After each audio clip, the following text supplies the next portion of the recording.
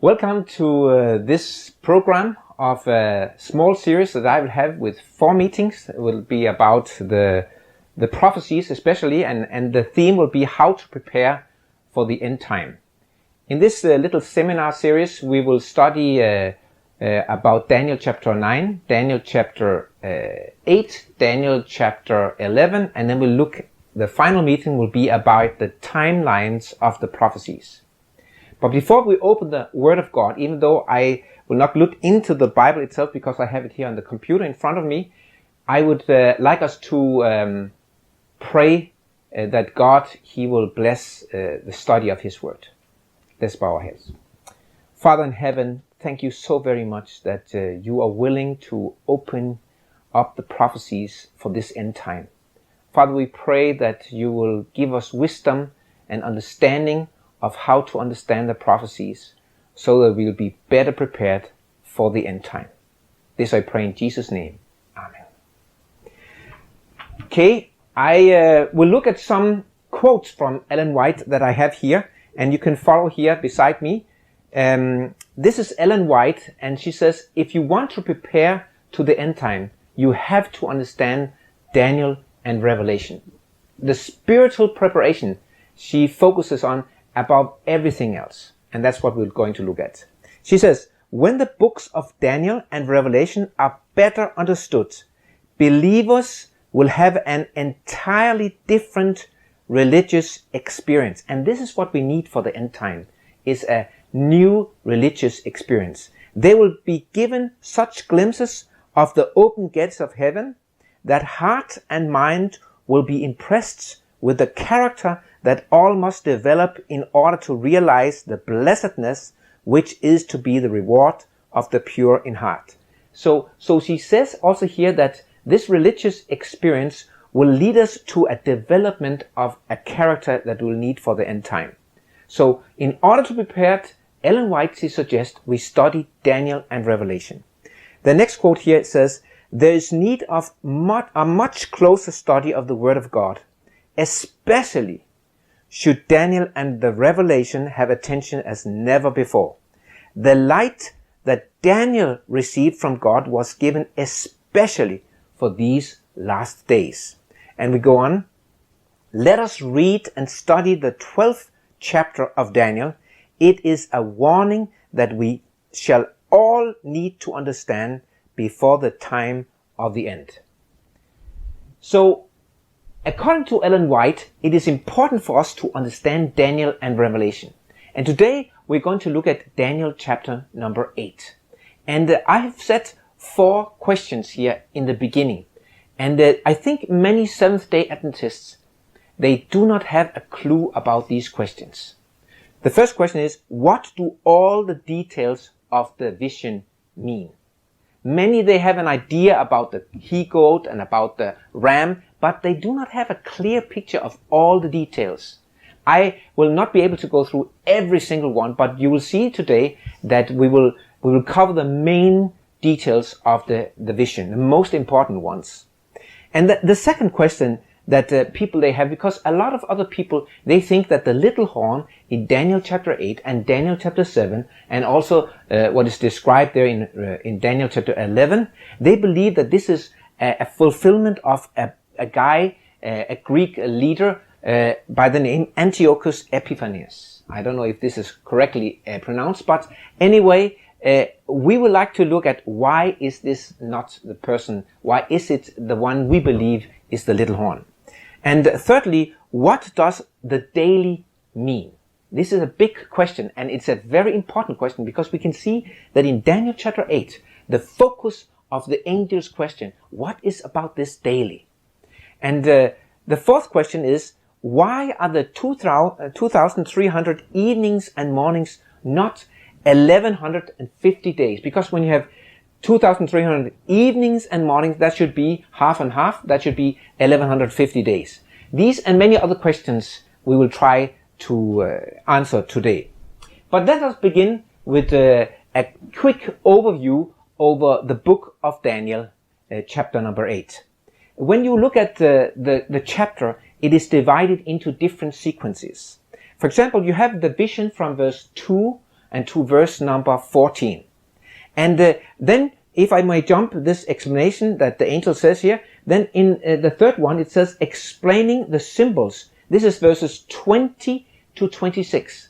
And therefore, I suggest often that to Bible students that they have a different color for the different things that is referred in the vision and in the explanation, so they can always jump from the vision to the explanation of the vision. And the second one, it says, angel is asked by the Christ to explain Daniel the vision. This is in verse 15 to verse 19.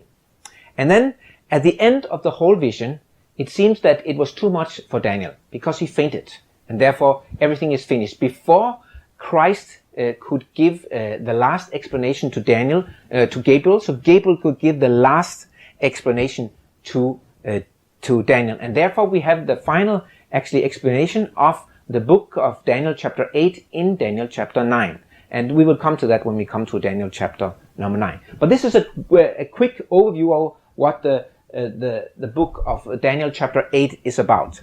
But let's start with the first verse. It says here, in the 3rd year of the reign of King Belshazzar, a vision appeared unto me, even unto me Daniel, after that which appeared unto me at the first. The vision that he speaks about here is, the first vision here is the vision that you have in Daniel chapter number 7, and where he had a lot of questions to the angel. And here he's getting extra information so he can better understand the vision in Daniel chapter 7.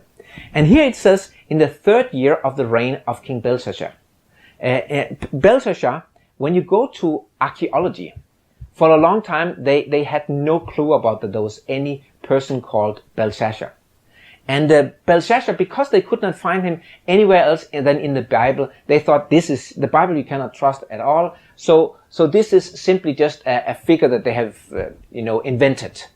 But recent archaeological findings have shown that it is for sure that he lived, and it is for sure that he had the kingdom together with his father, and therefore he could only give Daniel the 3rd place in the kingdom. And if you want to read more information about this interesting things, you go to the Bible commentary, the SDA Bible commentary, and you look under Daniel chapter 8, and there you have the explanation of Belshazzar. So let's go to the vision. The vision you have from chapter 8, verse 2 and to 7. We'll look at the first part of the vision where it is speaking about the ram and the he-goat. Let me read it for you. And I saw in a vision, and it came to pass, when I saw, that I was at Shushan in the palace which is in the province of Allan. And I saw in a vision, and I was by the river of Ulai. This is about Iraq, Iran. Then I lifted up mine eyes, and saw, and behold, there stood before the river a ram which had 2 horns. And the 2 horns were high, but one was higher than the other, and the higher came up last. I saw the ram pushing westward and northward and east and southward, so that no beasts might stand before him, neither was there any that could deliver out of his hand. But he did according to his will, and became great. You will later see, and I will come with a quote from Daniel chapter number 8 here, and verse number 20, that the Bible makes it very clear that this ram is Medo-Persia. And the 2 horns are the 2 kingdoms in Medo-Persia. It is one kingdom, but there are 2 kingdoms inside. And the Bible says here that the one horn was a little bit bigger than the other. And that is true, because the Medes were the weaker compared to the Persians. And first the Medes came up and had the leadership, and it was Darius the Mede who was the first king in Medo-Persia. And after some years, not only 2 or 3 years, something like that, he died, and then Cyrus took over as the leader of the Medo-Persian Empire. And the Persians, they became much stronger afterward than the Medes of this kingdom. But it's very clearly predicted here in the vision that the later horn should be more higher and stronger, therefore, than the first horn. And also it says that this ram was pushing in different directions. And we know that a ram, when it has to attack or defend itself, it uses its horn. And therefore it pushes in different directions. And these three directions that are mentioned here, this is exactly the three directions that the Medo-Persian Empire, they attacked and they conquered areas. For example, the Babylonian area, the Lydia area, and the Egyptian area. Exactly these three areas, which was to the south and to the north and to the east. So this is just to give you some information about this first kingdom that we see here represented by a ram.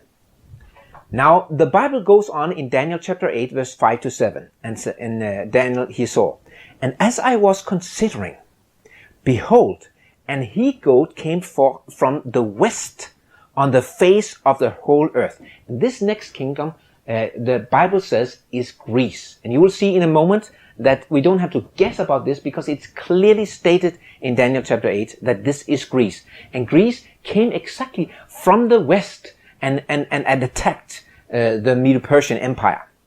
And it says it touched not the ground. And the goat had a notable horn between his eyes. This is the first king that was there in the Greece Empire.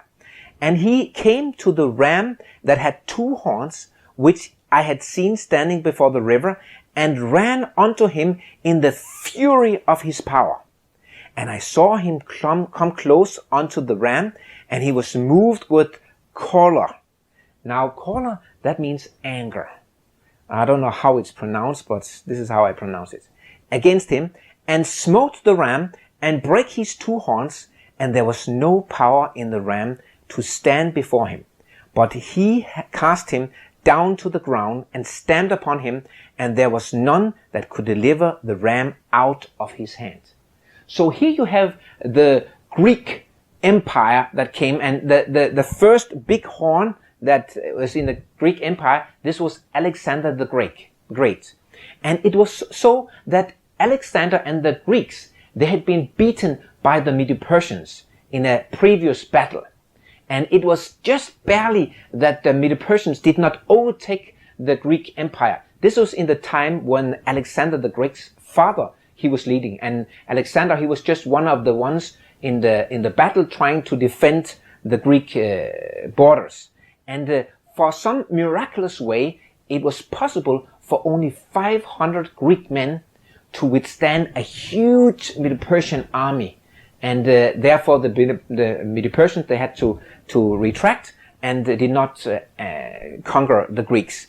And because of this, the historians, they say that there was an animosity, an anger in the Greeks to have some kind of revenge. So this was brought from the father of Alexander the Great to his son Alexander, and then he really had this burden to beat the Medo-Persians. And therefore you have this choler names, this anger, that they went against them in this anger because they wanted to have some kind of revenge.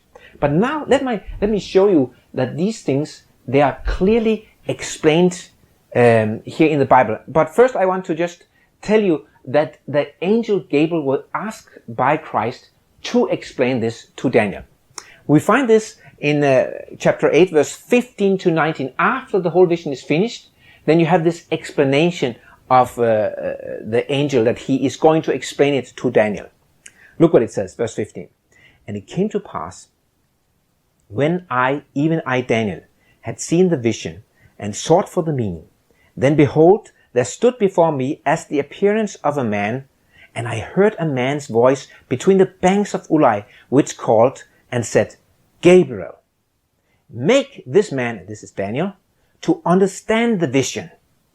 So he came near where I stood, and when he came, I was afraid, and fell upon my face. But he said unto me, "Understand, O son of man, for at the time of the end shall the vision be." So this angel Gabriel, he was told by Christ, as we understand here, that he should go to Daniel and that he should explain and make him understand the vision. And then the first thing that Gabriel, he said unto Daniel was, "Gabriel, this vision has to do with the end times." So this vision will start in the time of Daniel, in the Medo-Persian kingdom that will come just after Belshazzar. And then it will go all the way up to the end time of this earth's history. So we know that this vision of Daniel, that this is extremely in accordance with Daniel chapter 7, because it started in the time of Daniel and went all the way up to the second coming of Christ.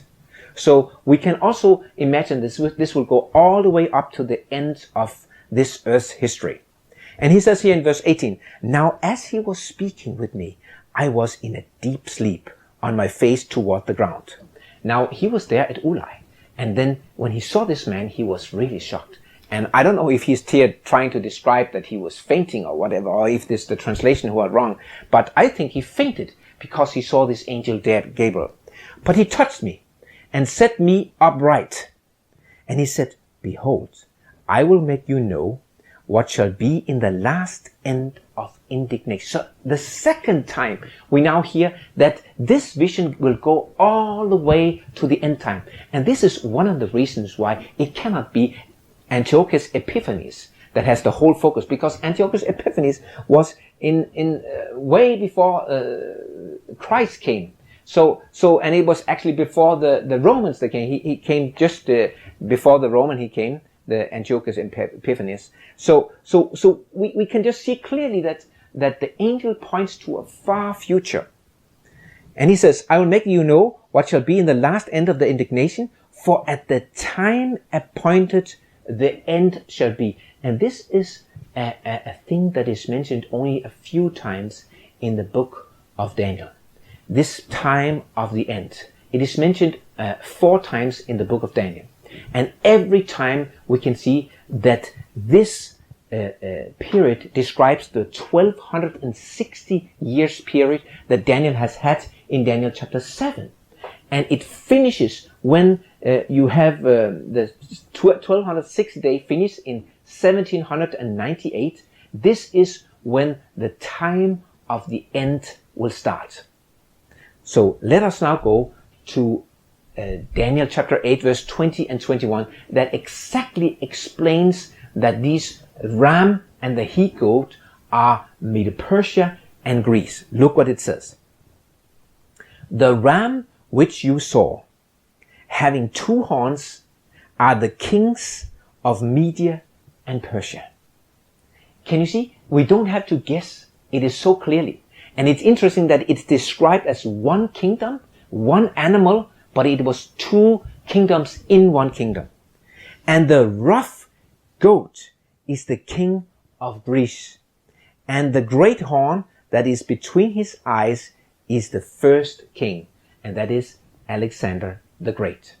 But remember, we have only looked at the first part of the vision. Now we'll go back to the beginning of Daniel chapter 8 and see the next part after the Greek Empire have conquered Medo-Persian and this great horn.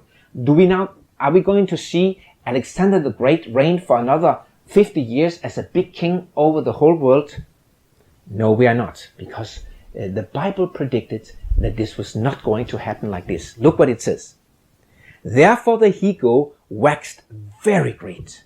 And this was Alexander the Great in an extreme quick few years. He managed to conquer the whole world. And after he conquered Babylon, he went to India and also conquered vast areas there. And then it says, "And when he was strong, the great horn was broken." Alexander the Great did not have 50 years of reign.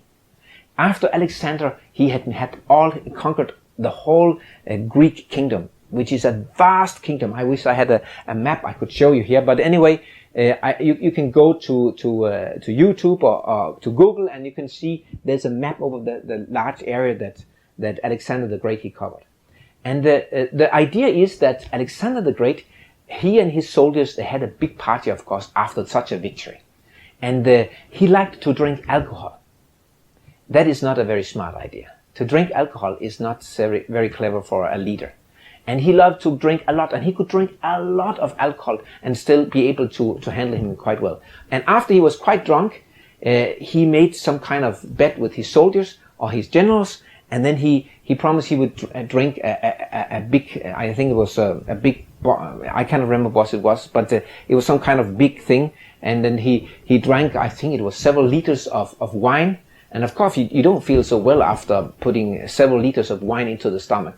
So he had to withdraw, and he became quite ill and had a fever, and he died after a few days.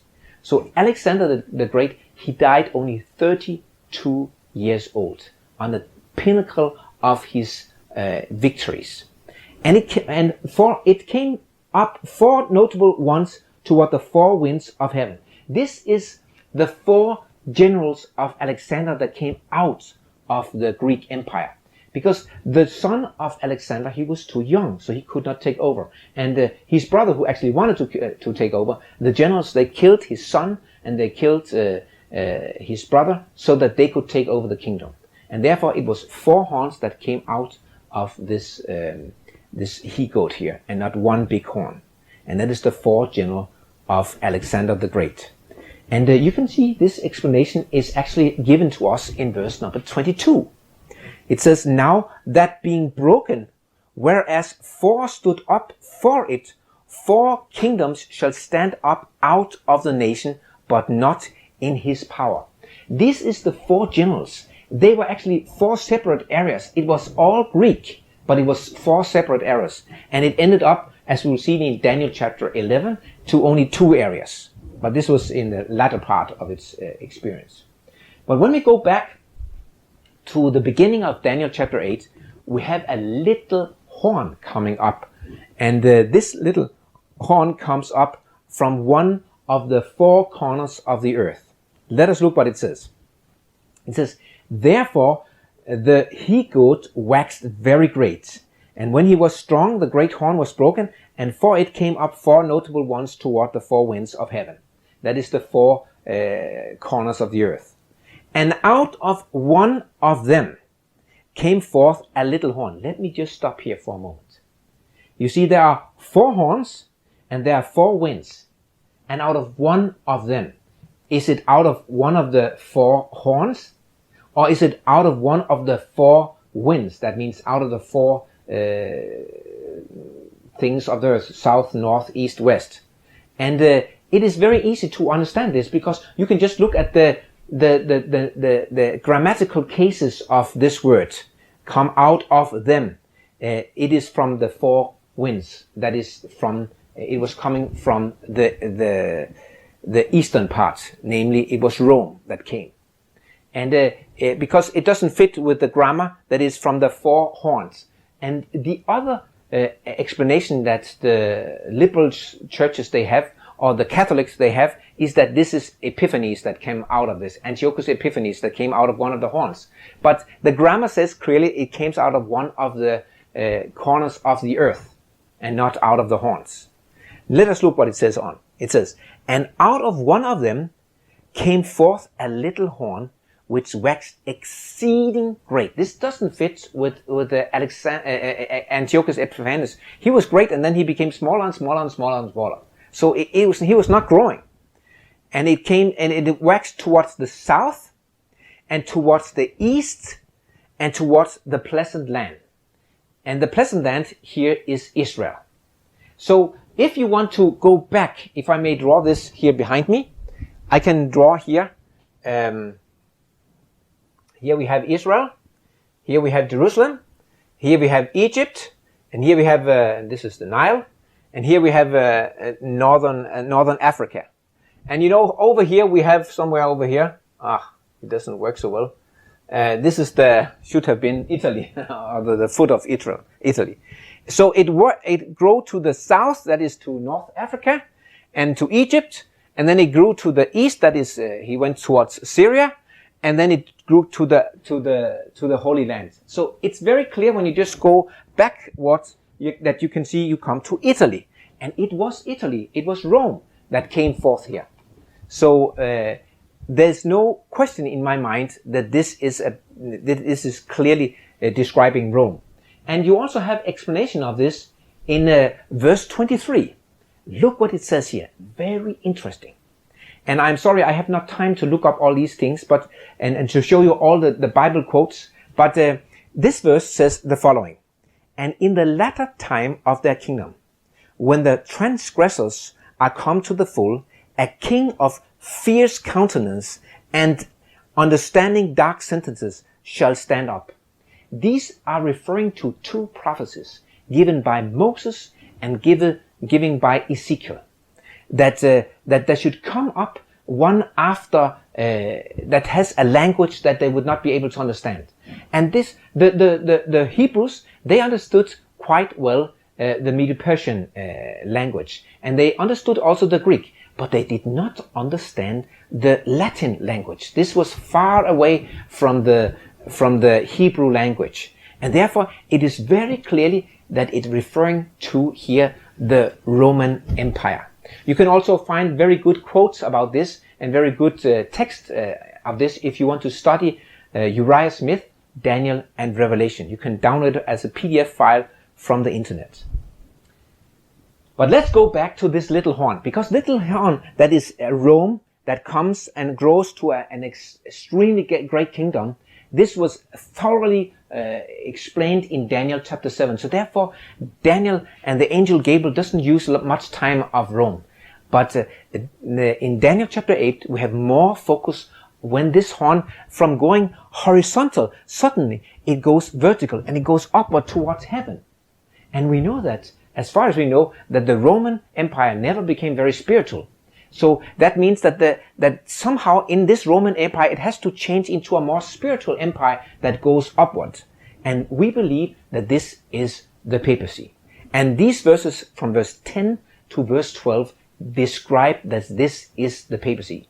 And there is a lot of details in this, and unfortunately I cannot and I do not have time to go through every single detail here. But let's take the main details. It says here, "And this little horn, it waxed great, even to the host of heaven." Can you see? It was going to the south, and it was going to the east and to the Holy Land. But now suddenly it's growing upwards, horizontal, not vertical anymore. "And it cast down some of the host and of the stars to the ground, and stamped upon them." So we can see that it is spiritual when it goes upwards, and it casts some of the stars. And the stars in the Bible are referring to as two things. Either it's the people of God, or it is angels. And therefore, you have to look in the immediate context. Does this refer to the angels that he is casting down, or does this refer to that it is the people of God? And when you go on to the explanation that comes later on in verse 24 and 25, there you will see that it's clearly the saints that it's speaking about. So this power here that is described, that is attacking the saints of God's people. And this also shows that this is spiritual. This spiritual power is a spiritual power in this world, but it is a spiritual power that is killing God's saints. Exactly like we saw the horn from Daniel chapter number 7. It was killing and fighting and making war against the saints. So already here we can resonate with these things. When we go on, it says here about this little horn that we believe is the papacy, because all the details that is written of here, it fits only to the papacy. It says, "Yeah, he magnified himself." You saw exactly the same thing in Daniel chapter 7, that he spoke great words as the Most High and magnified himself. So we see this similarities. They are totally the same when we compare the horn from Daniel chapter 7 and the little horn that is growing here towards heaven in Daniel chapter 8. It says, "Yeah, he magnified himself even to the prince of the host." And the prince of the host, we will see later, this is the prince of prince, which we believe is Jesus Christ. So we can see that this spiritual power will even magnify himself above Jesus Christ. And this is also explained later in verse 24 and 25, as we'll see it in a moment. And it says here, "And by him," so by this little horn, "the daily sacrifice was taken away." I have to stop here. The daily sacrifice. Can you see? Sacrifice is in, I don't know what you call it in cursive. It's called in Danish, but I don't know what's the language is in English. But it's not in straight letters. And that's because they have introduced this word into the text. It is not in the original. There you only have the word daily. And actually, this is the only place in the whole Bible where they decided to translate this word daily with daily. All the other places, it is mainly in connection with the sanctuary. And there it is always describing how Jesus, he will be working continuously in the Sabbath. This word daily means continuous. So continuously he will work in our behalf in the sanctuary. This word comes up again and again and again when you read about the sanctuary. So why they have not translated it in as continuous here, so you can see that it has to do with the sanctuary, because in the next sentence, right, we can see that the word sanctuary is already here. Look what it says. It says, and by him the daily was taken away, and the place of his sanctuary was cast down. So already we have this word daily that was always used in connection with the sanctuary, and there it always was connected to the continuous mediation of the priest in the sanctuary. So the papacy here should take away Christ's mediation in the sanctuary. And this is exactly what they have done with the Mass. You know, we believe in the New Testament it says that you can come directly to Jesus Christ. You don't have to go through a priest. Every person can come directly to Jesus Christ. And therefore, the Bible describes that in this way we are all priests. In this sense, we are all priests. So we can go directly to Jesus Christ. And we don't have to go through a mediator. But the Roman Catholic Church, they teach, no. It's not like this. You have to have a Catholic priest in order to be a mediator between you and God. So it says here, and by him the daily was taken away, and the place of his sanctuary was cast down. And in this way, you see, the whole sanctuary in heaven is now out of order now. So it was actually cast down to this earth. And an host was given him against the daily by reason of transgression, and it cast down the truth to the ground, and it practiced and prospered. Here is describing that it had a host that it had control over, and this was God's people. It was in full control over all of Europe, and so God's people, they had to flee out in the mountains. They could not do away with that Jesus was not the mediator. They could not do away with that Jesus. They could not come directly to Jesus, and therefore they had to flee high up in the mountains, in the Piedmont valleys, in order to flee the Catholic Church. So this is all described here in this prophecy. Very interesting. Here I wanted to show you this one of these places, these many places where you find this word daily or the word continuous or continually in connection with the sanctuary. This is here in Exodus 29 verse 38 says, now this is that which you shall offer upon the altar, 2 lambs of the first year, day by day. Can you see? It should be continually. And here you have at the end this exactly the same word, continually. So Jesus, he is day by day, he is coming with his blood, and when we ask for forgiveness, we can have forgiveness for our sins. And this is what this daily sacrifice was a picture of.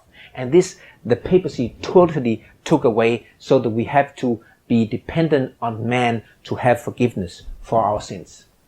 So here in Daniel chapter 8, verse 24 and 25, you have exactly the explanation, so you can see that this is describing the papacy. Look what it says. This is the little horn further explained in its development more horizontal. It says, vertical. I say horizontal. I mixed it around. Sorry. And is his power, it says, shall be mighty, but not by his own power. The papacy got all its power from Rome. It did not conquer anything. It got all its power from Rome. So therefore it was not by his own power. And he shall destroy wonderfully, and shall prosper and practice, and shall destroy the mighty and the holy people. And through his policy also he shall cause craft. And this word craft means deceit. So the papacy should use policy and deceit in order to get his power, to prosper in his hand. and he shall magnify himself in his heart, and by peace shall destroy many. He shall also stand up against the Prince of Princes, this is Jesus Christ, but he shall be broken without hand. Here it's clearly that he's going after the saints, and he's going after Jesus Christ and his mediation.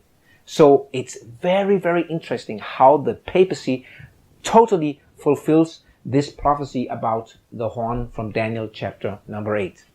But let us continue the study, because after this vision has come, there is now a conversation between some angels, and they are asking about how should this be understood. Look what it says in verse 13. Then I heard one saint speaking, and another saint said unto that certain which spake, how long shall be the vision? Now he asked, how long shall be the vision? And the vision, you can see, started with these the ram and the he goat, and it goes all the way up to the end time we hear from Gabriel that he explained to Daniel. And these 2,300 evening and mornings, they go all the way up to the end time, as far as we can see. So we can see here that he asked about the whole vision. He doesn't ask only about the horn, because some they say it's only about the horn he's asking. But he asked about the whole vision. And the vision starts from the time of the Medo-Persians. And that is because we start the 2,300 morning and evenings in the year of the Medo-Persians. Okay, look what it says. How long shall be the vision concerning the daily, remember, no sacrifice, concerning the continuous, concerning this, that the mediation will be taken away, and the transgression of desolation, to give both the sanctuary and the host to be trodden underfoot. So the sanctuary and God's people should be trodden underfoot. And then he answers. And he said unto me, unto 2,300 days. And here it says days, but in the Hebrew it says evening and mornings. Then shall the sanctuary be cleansed. Therefore some people they say this is 1150 days, not 200. But it says evening and mornings. But the fact is, evening and mornings, that is a way to describe a day. When you go to the creation in Genesis, you in chapter 1, you see, and it was evening and it was morning the first day, and evening and morning the second day. So the 2,300 days. That's why I had translated this as days, because this is the meaning of it. And then it says, then shall the sanctuary be cleansed. Now, this was said to Daniel. And Daniel, he knew the prophecies of Jeremiah. And he knew that Jeremiah said that only for 70 years the sanctuary should be destroyed. After 70 years, the Jews should be allowed to come home, and they should rebuild the Jerusalem and temple and everything. And now suddenly he hears that first after 2,300 years, this is when the sanctuary should be cleansed. I don't know if you can imagine how stressed poor Daniel he became because of this. And you can see that in verse 26, Gabriel, he said to Daniel, and the vision of the evening and the mornings, which was told, is true. Wherefore shut you up the vision, for it shall be for many days. This is something far out in the future. And if it was only 1150 days or 2,300 days, it will not be found in the future. This is only 7-8 years. Nothing more than this. So in other words, Daniel, he understood that this is prophetic days, that this will run all the way from the Medo-Persian kingdom and all the way up to the end of time. Does this mean 2,300 years before the sanctuary can be raised up again? And this was such a shock for Daniel. So he actually fainted, and we can read that in verse 27. But let us now go quickly to these 4 questions, because I hope you can already see we have already been coming close to the explanation of the 4 questions. The first question, what does all the details of the vision mean? I hope you can see, we have looked at the text, and then we looked at the explanation that Gabriel gave to Daniel. And the text and the explanation makes it very clear for us. It was Medo-Persia, it was Greece, it was Rome, it was the papacy. It's very, very clear that this is the interpretation of these things. So these are the details that we have already described. The second point here, why is the little horn not Antiochus Epiphanes? We have already seen this, that when you have to come to a conclusion in prophecy, all the details have to fit on the one you want to see is the fulfillment. That's why when you have you sum up all the different characteristics of this horn that they believe is Antiochus Epiphanes, that maybe only half of them Antiochus Epiphanes he fulfills, but the papacy, they fulfill all the points that you have of the horn, and therefore it cannot be Antiochus Epiphanes.